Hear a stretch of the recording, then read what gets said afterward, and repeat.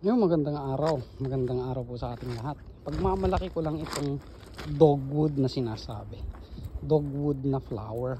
Ito ngayon ang parang marami dito sa aming lugar. Kasi natapos na yung cherry blossoms. Kaya ito, yan ang dogwood.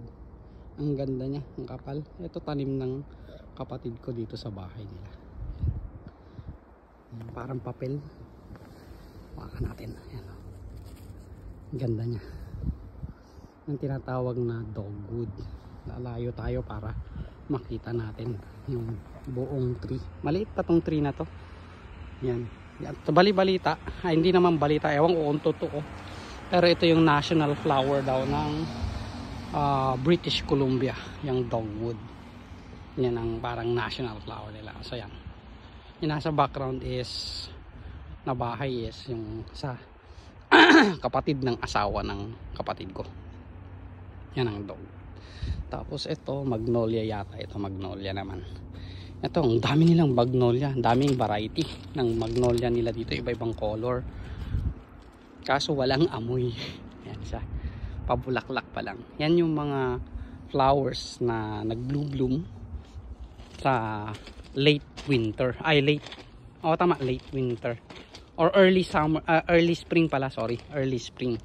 Ito naman yung maple tree, national symbol ng Canada. Ito yung red na variety ng maple tree. Tapos idadagdag ko na rin yung very famous din na bulaklak. Meron din sila kasi dito nagkalat lang dito yung mga tulips nila. Ito siya. So maliit lang yung tulip. Maumalala nyo, meron tayong video nito nung pumunta kami ng Abbotsford, yung tulip farms. Ang katutak na tulips ang meron, as far as the eye can see ang tulips doon. Ganda na tong puti. Yan ang tulip. Meron pa tayong tulip dito na nakabukat-gad na. Yan. So ayan. So, meron pa tayong mga ibang bulaklak dito eh. Sabay ko na rin. Hindi ko alam pangalan pero ng bulaklak na to. Ang cute oh, liliit.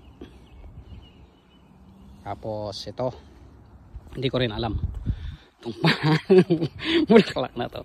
So, paki-comment na lang dyan kung alam niyo yung mga pangalan yan or pangalanan nating Crisimuma. Shoutout sa'yo Crisimuma. Wala akong maisip na mga pangalan eh. Ito siguro pangalan Des, no? Di may mga pangalan yun, hindi ko lang alam. So ayan, so ang kaganapan ngayon, aside from yung pinakita ko yung flowers, palabas kami ng, ito yung transporter ko, kaway. Yung transporter ko sa Pilipinas nandito na, nag-transport na rin dito. Nandito na siya, so dadaling ko siya sa isang lake. Yun yung ganap natin. Siguro gagawa tayo ng video din doon. So ito yung common na flowers din sa mga sidewalks. Pupunta kami ng Como Lake. Papasyal ko siya doon. Pinili ko yung Como Lake dahil hindi ko pa napupuntahan. Mas maganda yun yung pampareho kaming hindi alam kung saan yung lugar, para pareho yung excitement namin. Kasi kung ipupunta ko siya sa alam ko na lake or napuntahan ko na, wala na yung excitement sa akin. Sa kasama ko na lang yung kay Blaine na lang may excitement na papunta doon. Pero sa ngayon, since hindi kami nakapunta doon, pareho yung excitement namin. Okay, so hanggang dito na lang. Update na lang ako mamaya or gagawa ko na isa pang video para sa ating Como Lake. Bagong lake ulit tayo. Thank you for watching.